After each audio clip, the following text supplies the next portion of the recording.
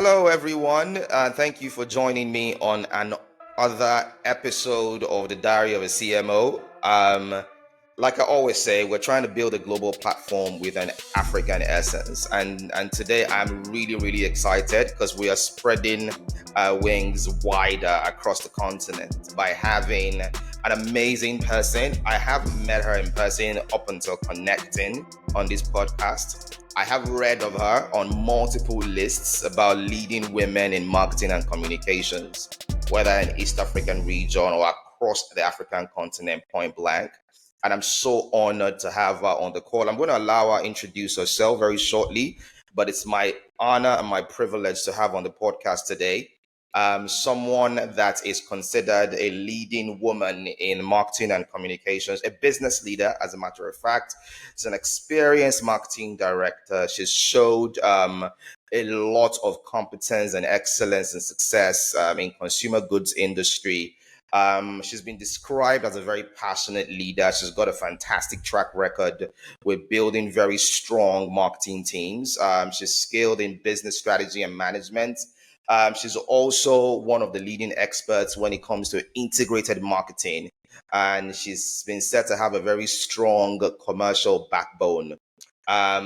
She's also described as a brave marketer. She's a self-proclaimed brave marketer, and we're going to talk about that on the podcast today. It's my pleasure to have on the call Zizwe Vundla. Did I get that right? You got it perfectly right. Thank you so much for having me. I'm very excited to be here.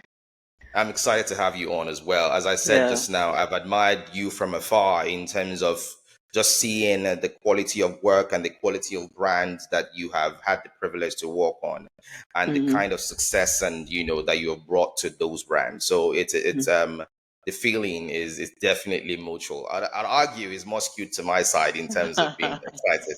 Yeah. So for those who are meeting you for the first time, Zizwe, how would you like to introduce yourself? So to everyone who's watching and is meeting me for the first time, I am Zizwe Awuor Vundla. So half Kenyan, half South African. I like to call myself a proud African woman. Every day I thank God that I was born on this continent and that I'm African.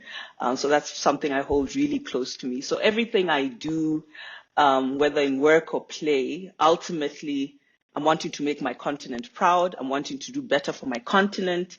And I'm wanting to do better by African women and girls. So I always say that my purpose is around, like at the end of the day, when you get to those gates of heaven and God is asking you, what did you do? I'd like to say that in a small way, I contributed to elevating African women and girls so that they were more joyful, more fulfilled, more brave. That's what I want. What else about me? I am a daughter. I'm a sister, I'm a niece, I'm an auntie, a very good auntie. Everyone loves me as the auntie. And I'm a friend, I take great pride in the friendships I've built over the years, and consider my friends family. So, that's how I would describe myself. And, through all of that, someone who's really passionate about her work. So even with the long hours, one of my friends is actually visiting from South Africa this week, and she was like, Zizwe, you work so hard. And I was like, yeah, because I love what I do. I really love what I do, and I feel I'm making a difference. So the sleepless nights are worth it. Amazing. Yeah. That's beautiful. That's such a blessing, to be honest, to love what you do that much, whether you are having sleepless nights or having to do it every other hour, it doesn't matter. That's incredible. Can I ask a question about the purpose? Like, where is that from? Where do you think that stems from? This purpose when it comes to women and girls and uplifting, empowering, and so on and so forth. Yeah. So I think it's two things. So I grew up in a Pan-African family. So my dad, actually the reason I'm half South African, half Kenyan is that my dad was in the political struggle in South Africa and had to leave because of apartheid. And that's how he came up to Kenya, right? And so I guess because of that history, I've always been very Pan-African about the rights of Africans and all of that, right? And I have a history of that. My mom, my grandma, my dad's mom actually marched. There's a famous women's march in South Africa where the women marched on Pretoria, again, fighting for their rights. So it's in my DNA, this activist, this Pan-Africanist DNA. And then, so that's I would say the African part. And then on the flip side, I was also raised in Kenya. I was raised in quite a matriarchal society. I had an amazing grandma who, in fact, for my great grandmother, like in my lineage, I have people women who've consistently broken barriers. So surrounded by very strong women, whether it was my grandma, my mom, my aunties. And so it's never, sometimes people talk about being a woman as, being a hindrance or burden. I never saw it that way. I saw it as a strength. And I think the African and the woman, when they come together, I think it's a killer combination, which is why I say, honestly, when I wake up every morning, I'm so thankful that this is where I was born, right? I don't think it could get any better than this. So, having said that, I also realized that there was a lot of privilege in how I grew up, right? And I could see that, other African women and girls didn't have my opportunities, right? So, I mean, you can't just sit around and let that be. You just can't. I mean, I think when you come onto this planet, you have to do better. And for me, that doing better is we all rise. So, and since obviously women are generally left behind, for me, it's very important to me that I help elevate them, because a society where, men and women are not equally placed it doesn't serve anyone. It doesn't serve I agree. anyone. Yeah. I agree. I agree. It's really exciting for me. I've had the honor or the privilege to talk to leading women like yourself on the continent. One of the one I remember right now is the one with Zizwe Vundla.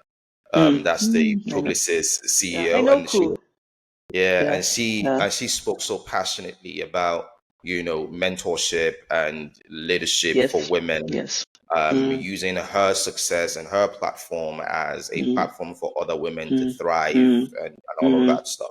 So I'm really excited. I think that with more women like you and and other women I've had the opportunity to speak with, I think that the future for the African woman is beautiful. I think I so. honestly believe that. I honestly believe that. I think so. And for me, I always like to, because also you have to think about where's your sphere of influence, right? And I like to think that my sphere of influence is in corporate, right? Because obviously that's where I grew up. That's where I feel at home, and that's where I've experienced what it is to be a woman in corporate, climbing the corporate ladders and the things that you face, right? So I would even hone it in. I'm very passionate about women in corporate, because I went through some things and I learned some things. So I'm always very eager to pass on my learnings. I always say that the greatest gift I can be as a mentor is to be vulnerable, because what I've found is that there's this trope of the strong African woman, we just grin and we bear it, and I think it does such a disservice, because when women who are beneath you look up, they think it's an easy ride, that Zizwe just got to this level easy peasy, right? But when I'm vulnerable about the things that I went through, the things that didn't make sense, the times I may have cried in the bathroom, all that stuff, then the person is like, oh, okay, I'm okay. I'm not crazy. I'm not weaker. I'm not, it's, part of the journey, but obviously we hope that we make the journey easier.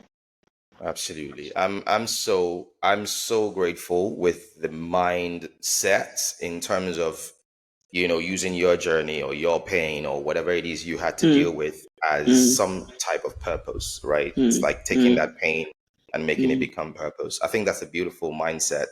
When you're talking about tears now, I also remember talking to Dawn Rowlands, that's Dentsu SSA CEO, and she talked about how, there was a season where she said that she actually cried for months or something like that, and but yet when she came to work, she had to really show up brave and face. exactly, so, but I'm also very happy that these women, including yourself, are vulnerable enough to want to talk about it. It's the same thing with men, in terms of strong men don't True cry, that. True that. that type of stuff, Actually, you're right. Especially African men. I agree. Exactly. But to be honest with you, I'm grateful that with time and over the years and in recent times, these sort of I think they have, what do you call them? I think it's false truths are being debunked. You get what I mean? Yes. I am so comfortable with bawling my eyes out with Good, my wife. good, Like good. like bro, I Yeah, don't. Do you get yeah, what I mean? yeah. And No, I it's think, good. yeah, so I mean, we can go on about this conversation, because it's a Yeah. very interesting one, and Mm, if we're talking about Africa, which is what this podcast aims to represent, these conversations are definitely very important. mm. I had a similar conversation with Ntabi, who is the Mm-hmm. Group CMO, Middle East No. and Africa, Penor, and it was the Yeah. same. It's the same thing. So Mm, I'm really really happy that these conversations are being had, and is mm, being had broadly on mm, platforms that is not just limited to the African continent but the rest of the world. So mm, thank you for embracing, these truth and these purpose and living by it mm. daily. Thank you Yeah. on Yeah. behalf of every African woman, Yeah. African girl, child. Yeah. I'm Yeah. saying a very big Yeah. thank you, Yeah. very And big thank I hope it also inspires African men as much as you. Yeah, because I hope we get to a place where everyone is inspired by African women, right? Not just the girls. absolutely, Yeah. absolutely. I agree. Mm, I agree. I mm, agree. mm, I also read somewhere, or I mm. watched somewhere where you mentioned that you're a travel junkie, and Yes. I'm not. I wanted to speak more about what you said on the back of that. What you said on the back Okay. of that was your goal is to visit. I think you said every African country before you even start to think about, because I can't remember how you said it, but you said it along the lines of why you haven't seen the whole of Africa. Like why you like you want to Yeah. see that kind of thing. So Yeah. tell me, I'm going to put you on the spot here, right? Mm. Well, this part A of this question is not putting you on the Huh. spot. It's just a very Okay. light-hearted question. Uh-huh. 32 African countries. Is it still Uh-huh. 32? Yes. I've not Yes, it is. I've not done a good job in the last 2 years. Okay, no Yeah. worries. That's Yeah. fine. I think that Yeah. 32 is amazing. Yeah. I'm too ashamed to talk about the number of African countries I've been to Yeah. Yeah. versus countries outside of Africa. I'm too Yeah. ashamed to Yeah. admit it on this podcast. So I'm just going to move on from that. Yeah. Yeah. The part B is the one where I want to put you on the spot. So which one? And please don't say South Africa and Oh don't say man, or Kenya. Kenya. Oh man. Yeah, no, no, no. I can't. I'm not going to allow you to do that. Don't say South Okay. Africa and don't say Kenya. Okay. Which one Okay. is your favorite and why? Ooh wee. Okay. You got me because I was going to say Kenya. That would have been So a cop out. I'm not going to let you do that. okay. Okay. So let's think. Can I give two? Okay, that's fine. Yeah, I'll give two and I'll just say the reasons for both. All right. Oops, what did I do in my camera? The first one I would say is Ethiopia. Hmm. And the reason Okay. I say Ethiopia is that, I think the best parts of traveling, at least for me, okay, there's two things. The food must be good and then the element of history, because I love history, right? And I think the history of Ethiopia is so fascinating. It like goes Yeah. back to the Bible, Yeah. Yeah. I think there are Yeah. very few places that you can go where you can see that. It's such a rich history which has not been told.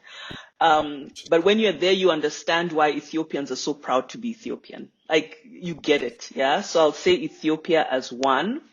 Mhm. And then I was going to say Uganda, so I'll say Uganda as my second one, and this one is not as deep as the Ethiopia one. It's just that I always have a very good time in Uganda. Like Ugandans know how to throw a party, how to have a good time. I think Interesting. I've missed 3 flights in Uganda because someone said, let's just go Oh quick. God. Let's Oh just go God. quickly to this one Oh club. It will God. just be, Oh one drink, God. one song. Oh Next God. thing it's 6 a.m. Oh So, God. Oh God. so I hope yeah. your HR at the time is watching to see why Zizwe missed a flight, and then they had to rebook another one. Yeah. Hilarious. Yes. In fact, my Yeah. HR, the HR at the time is Nigerian. Interesting. Interesting. Yeah. If So you yeah, miss no, your flight but because of a party, a Nigerian will let it slide. they would, eh? So I think I'm good. I think I'm good. Interesting. Yeah. All right. Yeah. So currently, you are Mm, the director, brand and marketing for Mm. Safaricom PLC. Mm. Can you take us through sort of like your career journey, like how you Okay. started to how you got to where Mm. you are now? Okay. Yeah, I think it's been an exciting 20 years because I just realized this year I've been working for 20 years. 20 years. Wow. Yeah, 20 years. I like to think I don't look like it, so that's good. No, you don't. Yeah. Um, I started off, I went to the University of Cape Town and graduated from there, and then started with Procter and Gamble P&G, which to me Okay. is, when it comes to brand building, I think it's Trust me. tops. Trust It's me. You're tops. preaching to the choir. You're That's preaching to it, the choir. right? I don't think it Yeah. gets better than P&G, and that's Mm. where I learned, that's where I got my foundation. I was with P&G for 15 and a half years, or 15 years, but I always Wow. say that the experience I had at P&G was so varied. Yeah, because people always used to ask me, Zizwe, you're still with P&G, aren't you bored? I'm like, no, I'm not bored, right? So I started off in South Africa working on hair care. And an interesting thing, when I was still, this was very young in my career, right? And I'd always wanted to work in Kenya since that was where I was born and raised. And I always used to say at the end of every year when they were doing my when they look performance review, I used to Performance. Yeah. say, yeah, if the Kenya office ever opens up, I really go on to go work in Kenya. But this was a distributor, a small office. Anyway, in the third year of saying that, finally, Burkhard, who's now a very big boss at L'Oreal, and we still keep in touch, and he was my marketing director at the time. He says, Zizwe, that thing you've been saying about going to Kenya, are you serious about that thing? I say, yeah. He says, because we're finally opening up the Kenya office and we need to build up a team. Would you go? I was like, pack my Wow. bags, let's do this, right? So Wow. 3 years into working, moved to Kenya to set up the Kenya office from a brand point of view. So hiring the team, building the brands. Goodness, I was a kid myself. I don't even know how I did that. And was in Kenya for 3.5 years. But I always say it was some of the best part of my career because it was so entrepreneurial. Building brands from scratch. One of the highlights was, launching our laundry detergent called Ariel in a Unilever space and Right. finishing them. Like it was we did our thing. Wow. And coming from behind, it was like a David and Goliath story. Interesting. And again, very young team and that, and then based on the success, was it was a very it's actually what put Kenya on the map even globally for P&G. Was asked to move to the global office of P&G in Cincinnati to head up the laundry business for developing markets. Yeah. Wow. I was the Wow. first African woman to be taken to Cincinnati at P&G. And this is a huge company which had been around for like 175 years. Wow. And then that role expanded and I got developed markets under my belt as well. Based on that was successful, moved back to South Africa, rose through the ranks there, working on different brands, became associate director and commercial director, which is where the commercial element comes through. Yeah. And did that for a while, and then I got itchy feet. I was just like, I want to make sure that I'm just not good at selling detergent and Pampers and shampoo. I want to prove I can do something else. So Oh my I goodness. took a sabbatical, and then I joined Diageo. And as marketing director there, where I was there for 3 years, selling some amazing. I mean, Diageo has amazing brands too. So the Johnny Walkers Yeah. of the world, which is still a love brand for me. I love that brand so Yeah. much. And working on the brands there, and then I got itchy feet again, and I was like, okay, FMCG. Now we've done this thing for 18 years. Like, I need to Wow. prove to myself that I can do something else. And here we are at Safaricom, where I've been for 2 very exciting years. Wow. Mm, Wow. Amazing. mm, Amazing. mm, Wow. mm. 13 years at P&G. Is that what you said, yeah? 15. 15 years. Wow. That's a long Yeah, time. That's a long yeah, time. I think yeah. that, I mean, to the point we're making about P&G, I mean, there's no doubt in terms of the role that company has played in terms of elevating marketing Mm, communications across the world, mm, mm, and particularly emerging markets, actually. mm, mm, I had the opportunity to do some work for them in the Nigerian market. This was mm, 2000 and 2000. 2011, 2012, Mm. 2013. Mm. And this was in the time where brands were just starting to, latch on to digital marketing, Ah. at least in the Nigerian market. Yeah. So one of the responses, we were one of the first digital agencies in the market.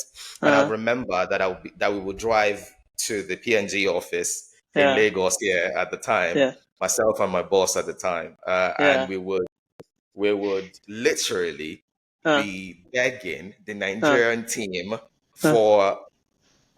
for at the time it was just about $5,000, a Mm. $5,000 budget to execute on digital. And I'm only talking about this because it's interesting to see how things have Things now have sort of evolved. exactly, Mm. but the role those companies play in terms of developing the market intellectually, Mm. Mm. definitely is very Mm. notable. Mm. I this thing with you being okay, I think before I go into the brave marketer conversation, because I'm really looking forward to talking about that. Mm. You have this thing for a word of the year. In 2018, one of your interviews I saw, Yes. you had Yes. one where you said your word for the year was brave. Yeah. And it appears to me like since then, and I might be wrong with the timelines, it appears Yeah. like at that point was when you started probably thinking of yourself as a brave marketer. But tell me about this Yeah. thing.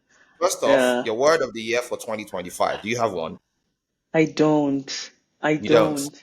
I don't. Okay. That's terrible. And what date is it? Feb 19th. I don't. Yeah. But I think for me the bravery still stands Right. because I think especially with how the world is evolving and what it takes to Yeah. win with customers, Yeah. we can't afford to play safe. Mm, If you're playing safe, you're going to get left behind. And I think even more important than being left behind, you're not doing what's right for your customers, right? yeah. So, Yeah. I think maybe how I show up as brave evolves through the years, but I'm always about doing that thing where people are like, yo, Zizwe, okay. Um, that's a bit out there, but they eventually come along. Yeah. I Yeah. think your point about bravery is Mm, definitely very, very important today. I was reading an article earlier today about how every brand now wants to be your cool friend type stuff. mm, Everybody wants mm, to sound the same. Everybody mm, wants to be the cool, mm, like that stuff. So I think mm, to your point about bravery, it takes a mm, certain level of bravery mm, to mm. still own who you are, regardless of what is Yes, public. yes, What's the word now? Popularly accepted, yes, yes. and without any sort of fear, compromise, or whatever. So I Mm, completely agree with that. So that's mm. where the brave marketer stems from. That's it. That's it. And it's just, and what I realized even at the time is that all throughout my career, I had done brave things. I had done things which were um, not out of the norm where people are looking at me, and that was part of the success, right? So I think it Yeah, was just codifying it in my head to say, actually, Zizwe, the moments where you've had these peaks in your career, these peaks in your life, it was when you took a risk, yeah? So you yeah. need to be comfortable with doing more of that and bringing people on that journey, because I think maybe one of the things I've learned later on in my career is that it doesn't make sense if you're brave on your own, Mm. because these things you do as a collective, you have a team, you have stakeholders, so bringing them on that journey. So even though it's a little bit scary, they kind of see where your head is at in terms of where you're trying to go. Fantastic. I Mm, love the sound of that. And I also like mm, the idea of having this sort of, because I feel like in today's world and how important personal brands have now become, mm, being able to sort of codify your brand in that sort of brave marketer, I think I absolutely love it. I've seen mm, something similar with Kenzie Nombada, that's mm, Nedbank. mm, Hers is brand maverick. ah, I've seen a few like that, which is why it kind of yeah, catches my attention when I see yeah, it on someone's yeah, profile. yeah, yeah. So let's get into our marketing domain proper right Okay, now. Yeah, okay. and Mm, let's quickly. I'm sure if you're listening to this podcast, you most likely are a marketing person. So we're not about to geek out on something that you will not be able to follow along. But if by any chance you stumbled upon this podcast and you're not in the marketing communications industry, I apologize. because we're about to start geeking out right now. Yeah. One of the things that caught my attention about you is the conversation about your personal purpose, right? Mhm. And how you've been able to articulate that very clearly. And I think one of the Mm, things I take away, apart from mm, your target, which is women primarily, is also like your almost like your aim or your ambition for women is, and you just is happiness. You just want them to be happy, and yeah, yeah. how you are able to do that within your profession, your corporate sector, and all of that stuff. Boom.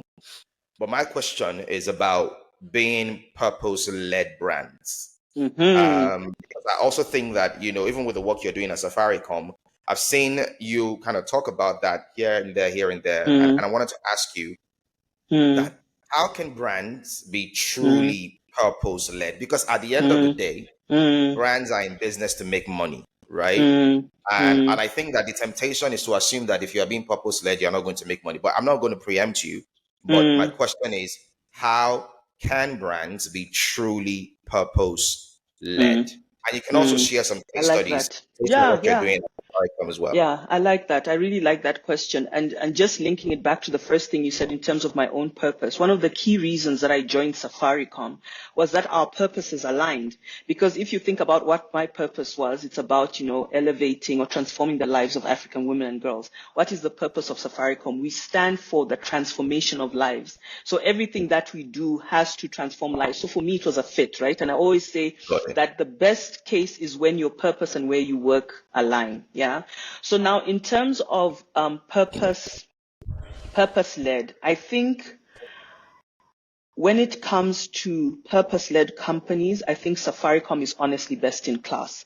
The companies I've worked for before, which are big companies, but I always say that I've never felt myself live the purpose of a company as much as I do at Safaricom, right? And and there's a direct link with why we've become so big, why brands like Safaricom and M-PESA have become so big. Let me give an M-PESA example, right? Just to show it's not fluff.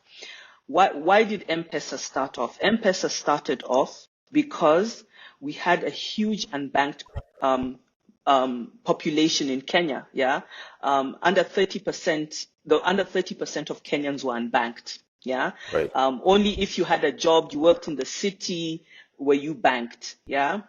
Everyone else, if you needed to transfer money, what used to happen, like let's say I'm working in the city, I would put money in an envelope, give it to someone on a bus who's going to Kisumu, they'll give my mom and all of that. But also the fact that you're unbanked means that there's so many things you're not open, you don't have access to, Right. you don't have Right. access to credit, to insurance and all of this Right. thing.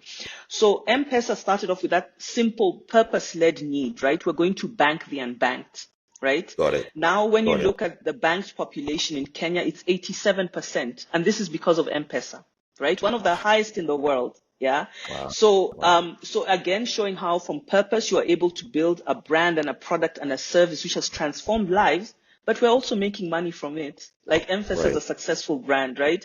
And of course, it Right. continues to evolve. So it's not just about payments.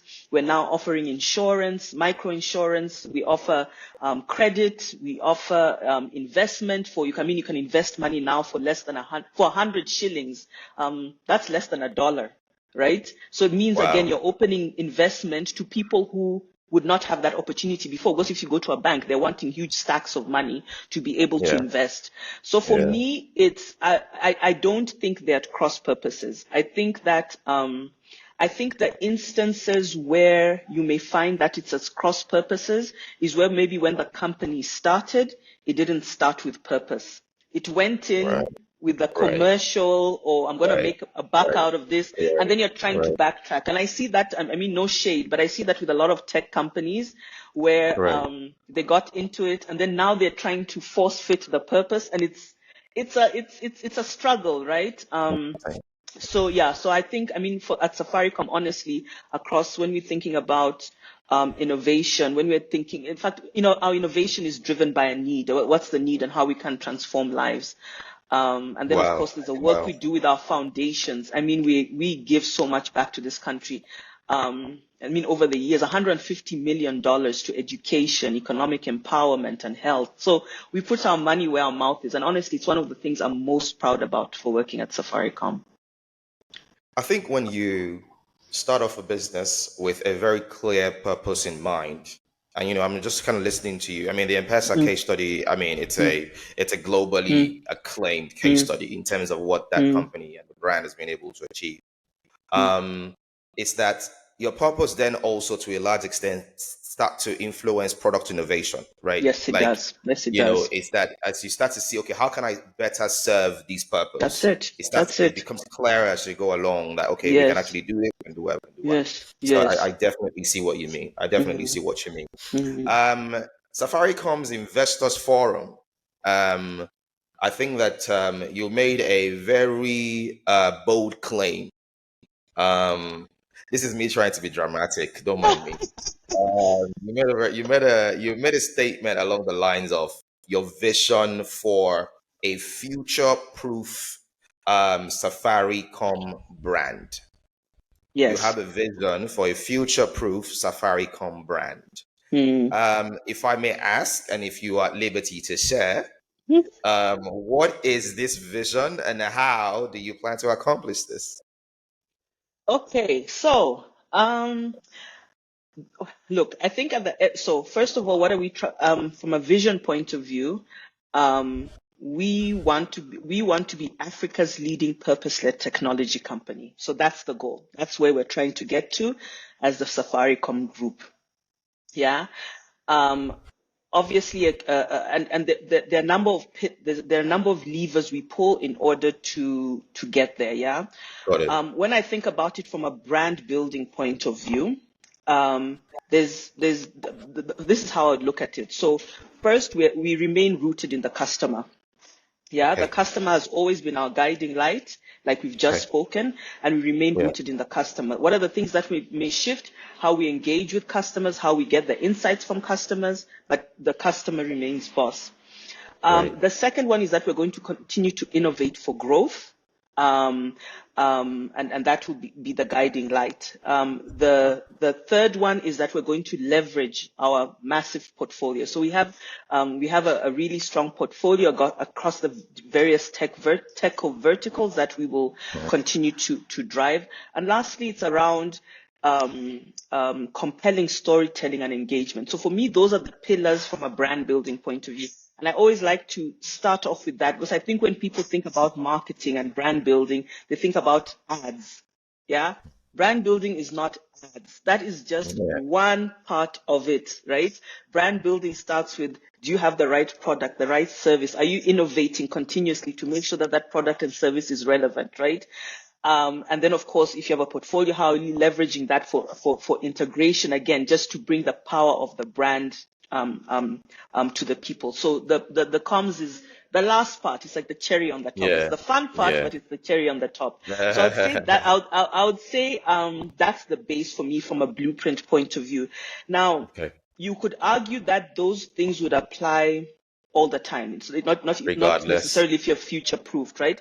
But in terms of being future proof, I would say 4 things that you will see us make shifts in, right? I think for one, we're going to amplify our social impact credentials even more than we have, right? If you think about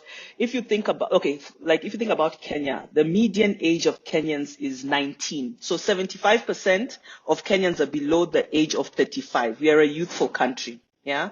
What we know trends globally, what they're saying about the youth is that social impact is actually a huge reason why they choose brands. Yeah.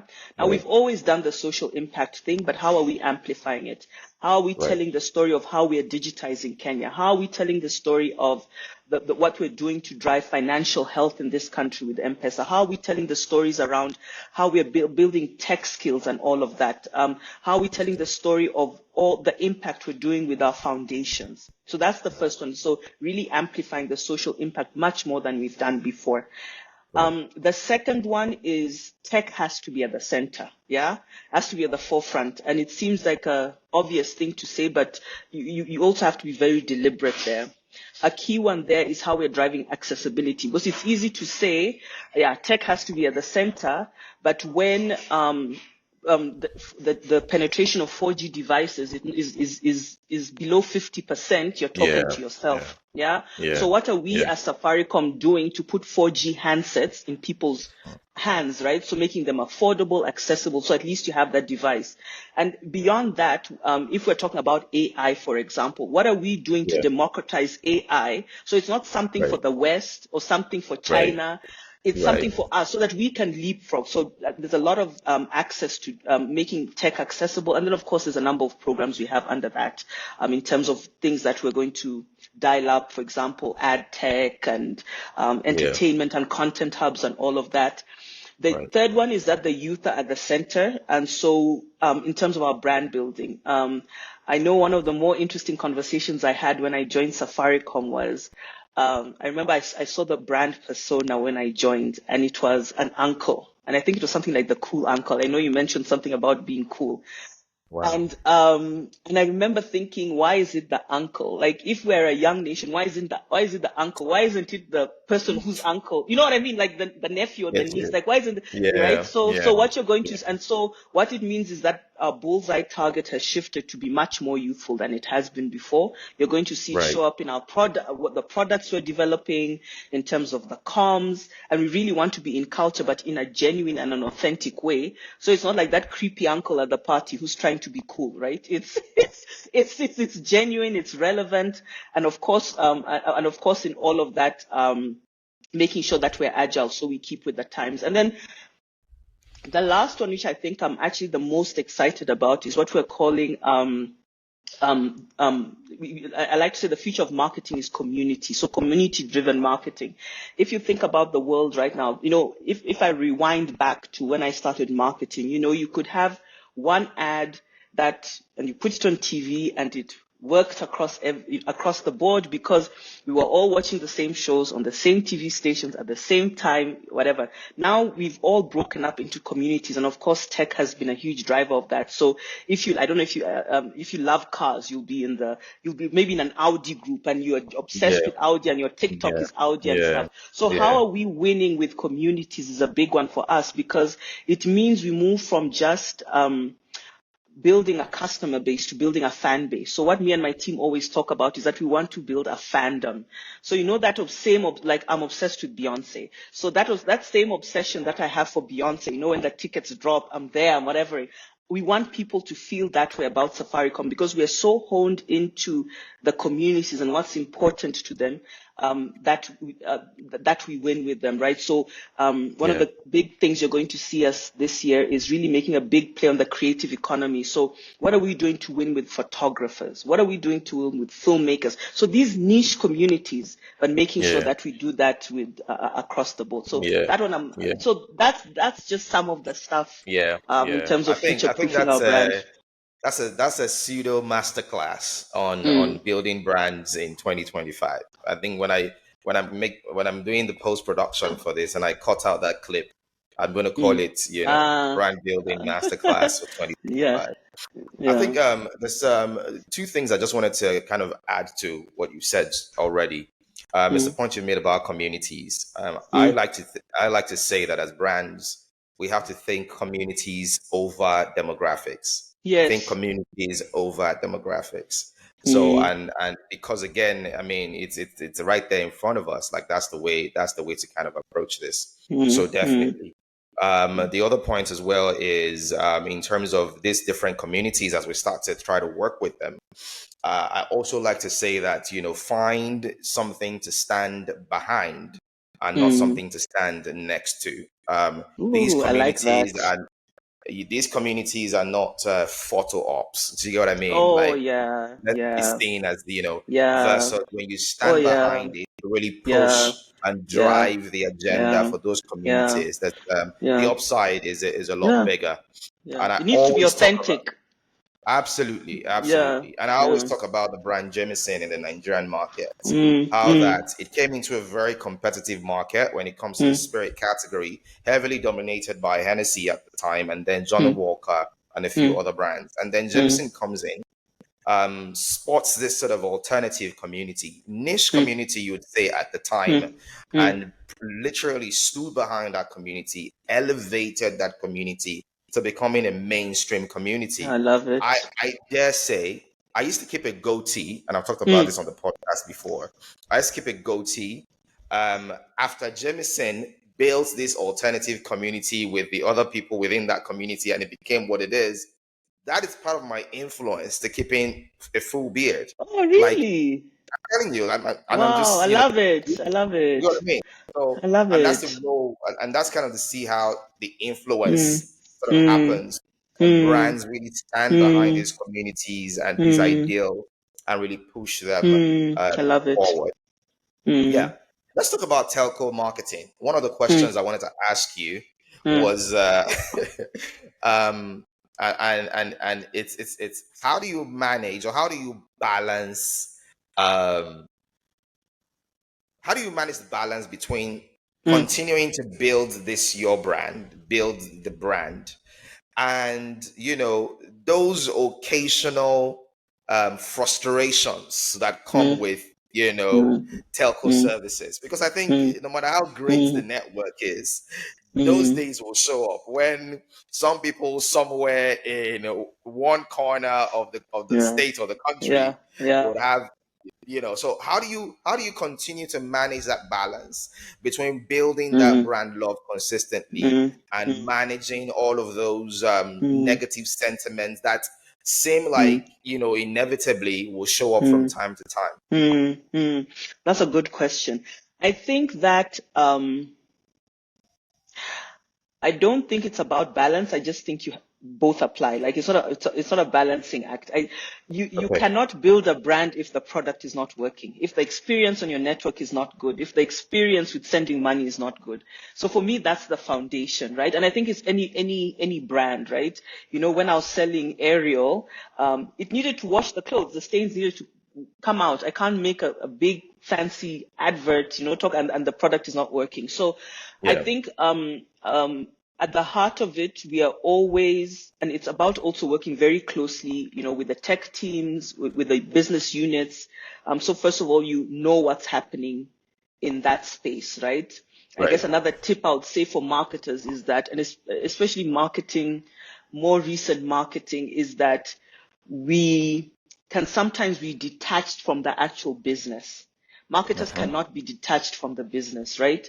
You're in service of the business, so you need to know what's happening on the business. So understanding first of all, what are we trying to achieve from a customer experience point of view when it comes to the products, continually storytelling about that, because I think that's a huge part of storytelling and being the foundation of storytelling. So what we talk about, at least in telco, for example, is marketing the network, right? So that is Right. before you talk about anything else, before you talk about what we're doing with our sporting assets, what we're doing with our foundations, wada. Are you marketing the network? Because that's why when that fails, no one will care that you put $40 million Right. or whatever Right. into the, no one cares, right? So for me, Right. I think the what I would say is that they work hand in hand. You can't build a brand without a proper product with proper experience. And that's something I know as Safaricom, we're constantly working on to ensure that people have the best possible experience. It's very good already, but of course we're always optimizing and making sure that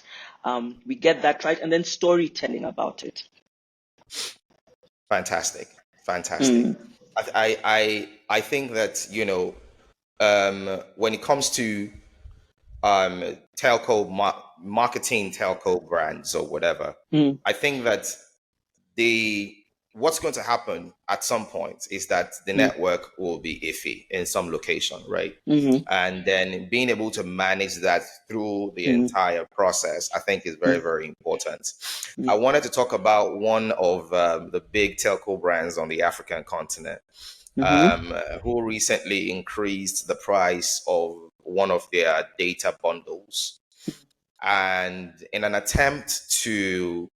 um, in an attempt to speak to the frustration of the customer segment that was affected by this price increase, mm, they decided to publish a light-hearted, maybe like a light-hearted love letter, because I think it was published Oh, somewhere around Valentine's or just before Valentine's, and I'm not sure about okay. this. Oh, Um, and unfortunately, this telco brand got a bit of a backlash. Not a bit, to be honest. It got they got a serious backlash. backlash. Mm, Yeah, because mm, people had an issue with the tone of mm, this publication. They felt mm, like it didn't adequately capture the frustrations of the people. mm, It seemed like mm, it made light of something that mm, people felt very strongly about, especially mm. with the current realities of people Economic, within. and that's it.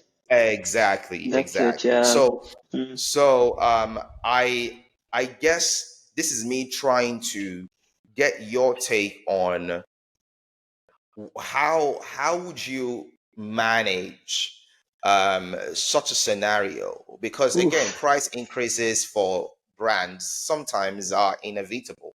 Mm, In the Nigerian market, as an example, mm, I mean, price increases for consumer goods. It's like, yeah, as a every consumer, you year. can't even blame them because you kind of Mm, know why this is happening. Do you get what I mean? mm, mm, Um, but as brand owners, how do you mm, manage those kinds of situations where the the customer is genuinely disgruntled mm, about the mm, service or a certain product or whatever, and mm, not just an isolated incident, mm, something, and because things happen. Do you get what I mean? And sometimes, yeah. as a consumer, and as consumers, sometimes we don't care. The point is, I'm paying for this service. I expect to be served. Do you get what I mean? Mm, How mm, do you advise that brands navigate those times when, for whatever reason, mm, um, the customer is in their right to be frustrated about a certain service or a product? How would you advise brand owners to kind of navigate that, especially when it happens on a large scale? How would you advise? Just one or two yeah, tips on how you advise that they manage that. yeah. I think the first thing which came to mind when you were telling the story of the data going Yeah, up and yeah, yeah. was that for me, and I didn't see that case study, so I'll have to Google it afterwards. Right. But for me, it spoke of a business that was not in touch with their customer base, Interesting. because the reality, like life is tough right now. Life is tough right now. People are struggling to make ends meet. So when someone is complaining about the price of data, you need to think Hmm. about it in the context of everything else. This person is trying to buy bread. This person is trying to buy milk. So when it's a bigger conversation. You need to, I guess, be in touch with the mood of the society. So in that instance, making a light-hearted joke of it for me is tone deaf, right? What could have happened is being more authentic and explaining why these things happen. Like, we need to increase, because people are not stupid, yeah. Yeah. We need to speak to them like human beings. I always say, just speak to Right. someone like a human being, right? The Right. reason, Right. transparency. In fact, that's what it is, transparency. The reason why we're doing this is XYZ. So explain Right. that, but Right. bring your product story into it. Yes, so that you're driving the value story. Because at the end of the day, Right. value is the story. So yes, it's 30% more, but it's uninterrupted. It doesn't Right. buffer. You can, and Right. then maybe the Right. impact to your life because of this. You can, you hand in your assignments on time. You can watch that Right. football match. So you Right. you you you turn the story to the benefit in order to drive value, but um, um, um, rooted in an understanding of the customer. And I think it Right. applies across Right. the board, Right. because I Right. remember in my past life as well, whenever we had to do price increases, right? Hmm. That was actually what we focused on. We focused on, because we knew we had to increase the price, oil Yeah. prices are up or whatever, Yeah. right? Yeah. Yeah. Or the excise duties are up. But what we would focus Exactly. on is telling what is the value you're getting from this product. Focus on that story, because then even if it's 2 shillings, 10 shillings more, I'm actually saying, okay, fine, it is more, but I'm getting so much more than competition or whatever for this money. So it's Right, a value right, right. story. Yeah, yeah. Interesting. It's a value story. I like that. I Mm, like that. It's a mm, value story. It's a value mm, story that's rooted in understanding the mm. customer's context in That's that it. sense. That's it. Got That's it. it. Yeah. Got it. One of the challenges, maybe not challenges, when I think about brands, especially with the way technology is growing in terms of adoption, I'm Mm, always curious about how, as brands, you are able to maintain what's the word I'm looking for? Relevance mm, between the urban and rural. mm, So mm. Yeah. the because sometimes it's especially with if I look at telcos, for example, there's this Mm, shift. mm. I have a thing for reading financial statements. Nobody Oh, should do ask me you? questions. Yeah. So Do when you I have a read finance financial, background? I I I think, okay, there's a huge backstory to that, Oh, and I okay. can spend another 10 minutes to that. Okay, Maybe okay, the next time I'm in Kenya or sometime okay. we can Yeah. talk about it. Okay, But okay. I have a thing for reading financial statements, Mm, and when I was of the financial statements of a lot of the telcos that I've read, mm, this conversation about digital services mm, continues to feature. Like mm, it's like it's mm, not obviously as big as other revenue streams like maybe mm, data or and the mm, rest of them, but it's mm. clear that there's a shift and there's a lot of focus on Yes. digital services. Mm, My question is that as brands make this shift to mm, more digital first and more tech first type of offerings, mm, how does marketing mm, maintain the balance when it's trying to communicate to people within the urban mm. areas who are more, who you could argue would better understand or better capture Yeah, what you're trying to, yeah, versus the yeah. rural? How do you manage that balance? So just so I understand, so is this in terms of how we target them, or I How, just want to make sure. Mm. in the communication? Oh, in the communication. Gotcha, gotcha, Yes. gotcha. Okay.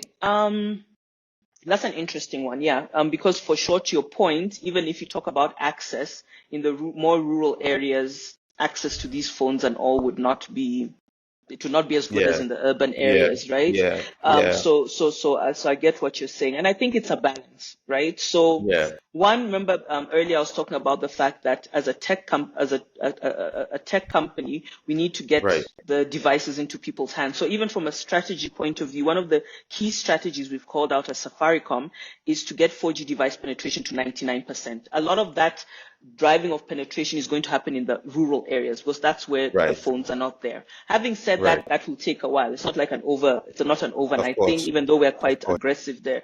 So I think Of it's, course. I'll tell you what we're doing currently, right? So we segment our market, of course, and and we're very clear on our segments and our content and communication plans are segmented as well. So we know very well what an Okay. urban youth versus a rural youth versus what we call Got it. strivers, which is more mass and all of that, right? Got it. And so we Got it. actually have communication plans which are specifically targeted to that. So what you will see, Interesting. for example, is when I am doing a campaign for our youth platform called Safaricom Hook, it is 99% digital because the people who are on that, they're living in Nairobi or Mombasa or Eldoret or Kisumu. They have the Right. 4G Right. devices. Right. TikTok is their Right. life. They get it. So you can do that. Right. But when I'm doing a campaign which is more rural, like one we just did over Christmas, we call Sambaza Furaha, which means spread the joy, we know that first of all, they still want to engage face to face. You know, they want me to come to the markets and engage with them and entertain them. So that's what we do. Like with Sambaza Furaha, we went around the country for 35 days with this huge caravan, spreading joy, spreading delight, entertaining, and of course in the process, educating because we knew about our products and the services because that's what relates to them. It will shift over time. It will shift over time. Right. So I think Right. it's that balance and just making sure you're very clear on the best way to engage with a specific target and adjusting accordingly. Fantastic. Thank you very Mm, much. Thank you very much, Zizwe. As I start to round up, because I know I have to let you go, I asked for an hour. I'm pushing on an No, it's hour now. fine. It's fine. I want to talk to you about AI. And the Mm-hmm. reason I'm talking to you about this, you're already smiling. You know why? It's because I stumbled upon a very lengthy thread on Yeah. LinkedIn sometime Mm. last year, Yeah. and an influencer. I would call him Mm. an influencer because he is in his own Mm. rights. An influencer Mm. had posted some of your marketing materials, and Mm. and talked about the fact that the creatives them use generative AI, Mm. and so on and so forth. Mm. That was met with mixed reactions. Mm. Some people were pro, and I Mm. think some people were anti. Mm. Mm. I have my reasons why some people were anti, but this is not my this is not my fish to fry. Mm. um, it's Yeah. that what is your view when it comes to generative AI and its Mm. applications in Mm. marketing? Mm. I don't need to ask you if you are for or against, because obviously you are for. Mm. Um, but how do you how do you how do you how do you plan on leveraging this further? Mm. Um, are Mm. there any lessons from your early Mhm. executions in terms of Mhm. using AI? Mhm. What would be your recommendations to brands Mm. who are also looking to using Mm. generative AI in their Mm. marketing materials or advertising Mm. assets? Mm. Um, and I think I would also like to get your take on your recommendations, not just for brands, but also for marketing services agencies, whether they are creative agencies or digital agencies, and how these generative AI technology can be better leveraged for the lack of a better word, greater good of the entire Yeah. ecosystem. Yeah. I love this question. I love this question. Oh wow! I'm glad Yes. you do. I'm glad you do. So I'm going to, I know what I always say is that AI is a tool.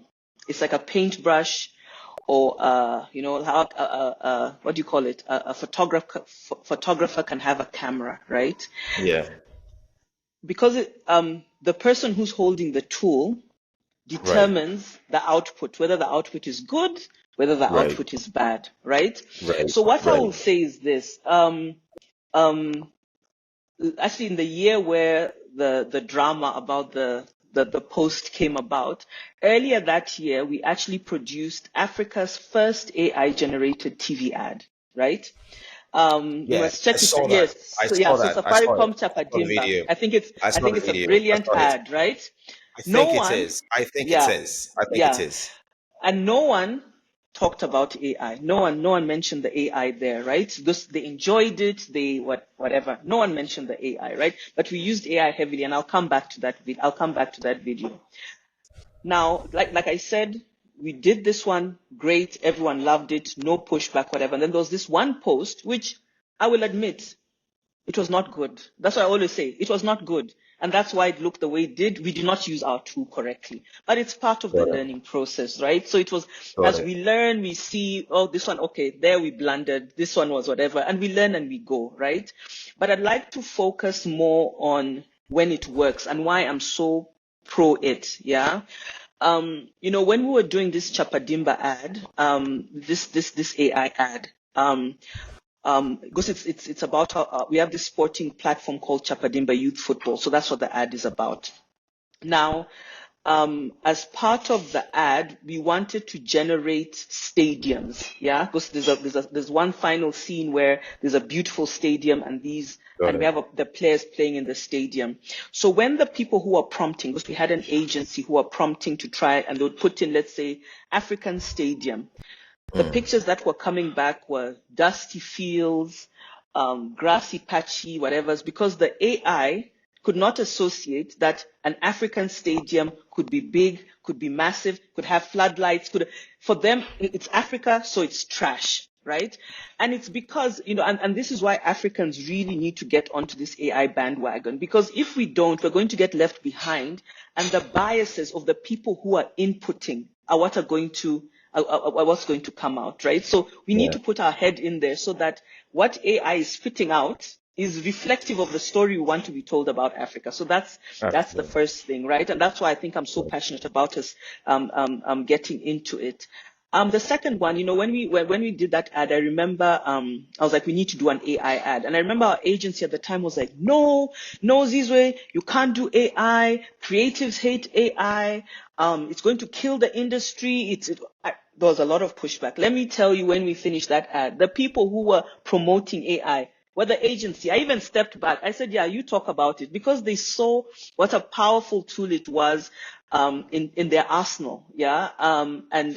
First of all, because there's elements of efficiency, we were able to do the TV ad in a much shorter time. You are able to do a lot of things which previously you would have needed green screens and all manner of things. And it allowed them time to now flex their creative muscle, because AI is nothing without the creator. That's what I always stress, and I continue to stress it. And I think we just need to play. We need to explore. Yeah. I think it's exciting. It's just a new tool that we get to play with. Who doesn't want new toys? Yeah. I think that you have, as you said, it's a relatively new technology. Barring how quickly it's been adopted compared to other technological innovations, historically speaking. But it's a relatively new tech. So Mhm. the expectations are we would you get it right and we will get it wrong, and then we'll Yes. figure it out as we go That's along. it. That's I it. think that you have raised a very valid conversation, which is part of a bigger conversation when it comes to AI in general, in terms of Mm. training data, which is what informs these Yeah. outcomes or these Yeah. outputs. Yeah. And I think that a lot more work needs to be done in that area. Mm. Absolutely. Is that, for Mm. example, there's this AI platform that I think it is this person does not exist.com. Mm. And it's a platform where every time you refresh, it Mm. generates a new person, like realistic human looking picture. And even if you refreshed a million times, It would it be a would different not, person. yeah, it would be a different person. Wow. And it would also, and it would but what's more concerning is that it will not generate a dark skin human. No. Yeah, yes. I've used the tool. Maybe now it's different. At the time I used it, I just kept I kept Wow. refreshing. Like, is there no black person on, like, is it not going to generate any black person? Wow. So Huh. that's why I said the point you made earlier about training Mm. data is part of a bigger Mm. conversation, Mm. and how that affects the kind of narrative or the stories that we want to be told about the continent, whether Yes. within the continent or Yes. outside the continent. Yes. So it's definitely a big one, and I am glad that such a big brand as Safaricom and people like Mm. you, who are Mm. marketing leaders, are business leaders, are mindful of these Mm. things. Mm. And just like you taking that bold step, oh, scratch that. Just like you taking that brave step to create a video, an AI ad. I guess we would encourage other marketing leaders, Mm. creative agencies, or brand Mm. owners, or any kind of market, anyone in the space, to continue to figure out ways to use this tech in the Mm. most productive, and more Way. importantly, in the most meaningful There way. you go. There you I go. think that's the clarion call. One of my second to the last question I have for you Mm. is, um, what has been your biggest career challenge?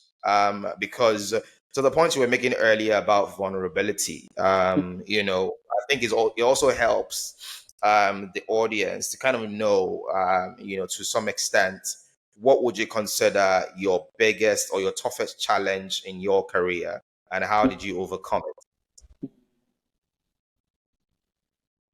Wow. Okay. I would say I always say that the toughest parts of a job are actually not the product or selling the product or the service part. It's usually around Right. people. It's usually around people, right? Interesting. So because human beings are involved and that, right? And I think because I'm so passionate about developing African talent, the moments when I have felt like my ability to progress African talent was put under risk for whatever reason, and we were not promoting the African talent, we're not promoting the Black talent, then I would lose it. I would Wow. lose it, Wow. right? So, Wow.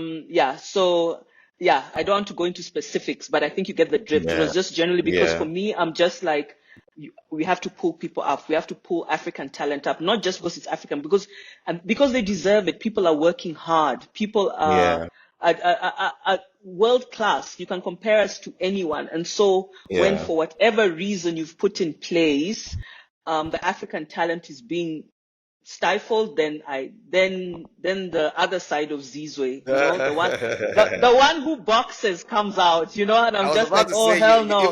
I was about to say that your stance, even your stance right now is changing. Like you're about to have a fist fight.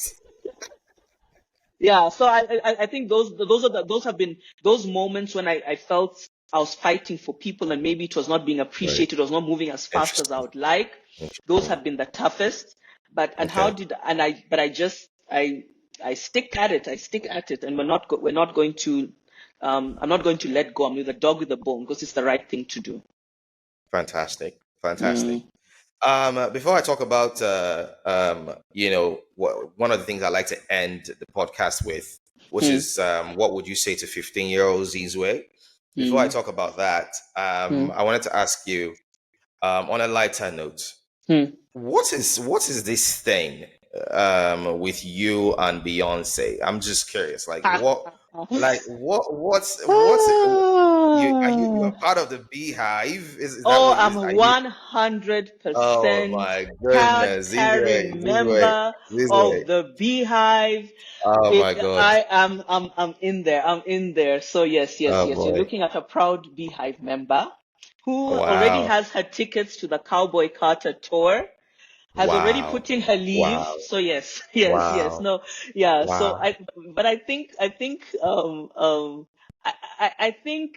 Beyonce is, I mean, beyond the music, which I love, and all, Absolutely. and just her, which I love.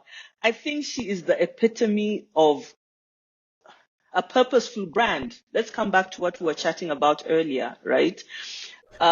Because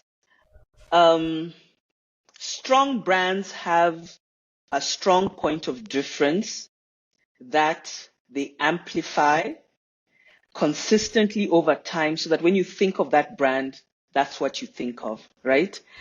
And whether you love Beyonce or you don't love Beyonce, what you can say about Beyonce is that from the beginning of her career, she has stood for Black people and she has stood for women.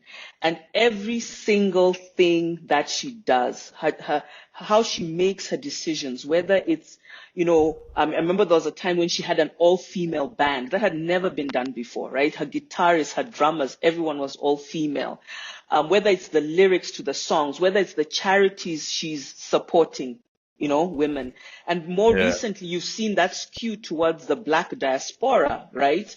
Whether it's the work on her Lion King work, Right. and the music when she did the Right. album with all the Yeah. African artists, Yeah. whether it's Yeah. how she's supporting, now recently with the LA fires, she's Yeah. supporting Black hairstylists and the Black communities that were burned down. She's promoting, Right. she's bringing back, when like the whole Cowboy Carter album is reminding people that actually country music has Black roots.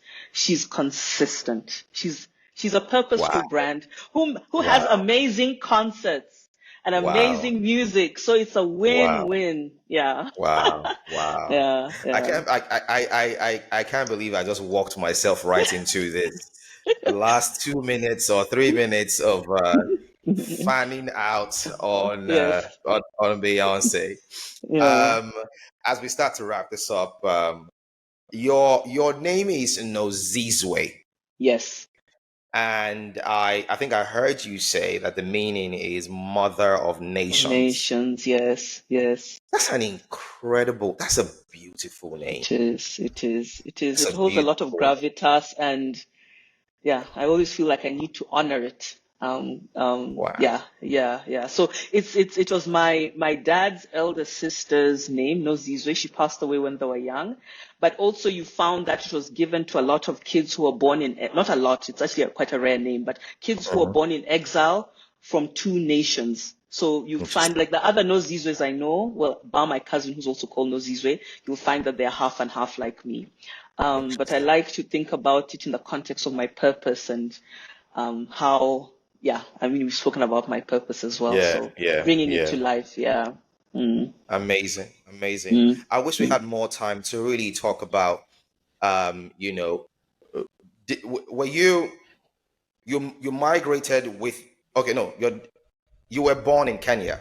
Yes, I was born and grew up in Kenya because my Got dad it, was in exile here, yeah. got it, got it, got Yeah. it. And my mom is Kenyan. Mm, Fantastic. I would have mm, absolutely loved to mm, talk about, growing up in that type of, mm, with that type of influence. Do you get what I mean? mm, mm, Having a father who had to live through that time, and having a mm, mother who also had to live through certain times, and the mm, level of influence that had on you as a woman. But I mm, also think that, to what you were saying earlier about the purpose, all of that kind of fed mm. into the woman you have become and the woman that Yeah. you are becoming. For sure, for sure. I'm very lucky. Fantastic. I was born into a great family for which I'm very grateful for. Amazing. Amazing. Mm, So my final question is, mm. what would you say to to 15-year-old Zizwe? What would I say to 15-year-old Zizwe? Um, I would tell her because I think 15-year-old Zizwe was a go-getter. She was brave, she was outgoing. She was all of those things. And so what I would, and she's actually 15-year-old Zizwe as a lot like Zizwe me now because, Right. and I think it's more around the fearlessness. I think there was a Got it. point when, I don't know whether when you start working, when you start having doubts, that fearlessness is tempered God. down for whatever, because of life. So, and it's something that I had to relearn to be fearless. So I'll tell 15-year-old Zizwe, life will come at you, but you can't waste any minute being fearful. So don't waste those years or those moments being fearful. It will serve you. It will not serve you in any way. And the moments when you will thrive, when you will shine, when you will come out as the full Zizwe is when you're brave and when you're fearless. Wow. I mean, I couldn't have thought of a better way to close the podcast, Hmm. this episode. And why I think is really remarkable what you just said is because I remember I asked Kenzie the same Hmm. question, Hmm. and maybe with just a 1% variation, she Hmm. said exactly the same thing you said. Really? I Oh, promise wow. you. I'm I telling you. clearly need Like to meet Kenzie. I clearly I need like to, yeah. I promise you, like it's almost identical. What Interesting. Because for her as well, she also at a much younger age, a lot of Hmm. bravery, a lot of fearlessness, a lot of Hmm. and like Hmm. you did say, life comes at you, and Hmm. then you can't you tend Hmm. to sort of let those things go. Yes. But in a similar fashion, she was also saying to our younger self, regardless of what life throws at you, don't Hmm. lose that side of you. That's it. I love And I it. think that's a message we want to leave with every young African girl Yeah. that's Yeah. out there, or African Hmm. woman, regardless of Hmm. what you're dealing with or what you've Hmm. been through or what life Hmm. throws at you. Hmm. Um, do not lose your fearlessness. Do not lose your bravery. Do not Yeah. lose your ambition. It's old news that women cannot be ambitious. Yeah. Do not lose your ambition. On behalf of myself, thank you very much, Zizwe, for Thank, joining me on this episode. I deeply thoroughly enjoyed this episode. I thoroughly did. Thank you Yeah, so much. this Thank you was so so much. much fun. Thank you so much for having me. The time flew. It did. It's an hour, Yeah, 15 minutes already. yeah, yeah, yeah, yeah, Thank you yeah. so much, Zizwe, and enjoy the rest of your day. And I definitely will be in touch. I'll talk to you soon. Thank you so much, and enjoy the rest of your day too. Absolutely. Thank you very much for listening, guys. If you're listening, thank you for watching, and see you at work.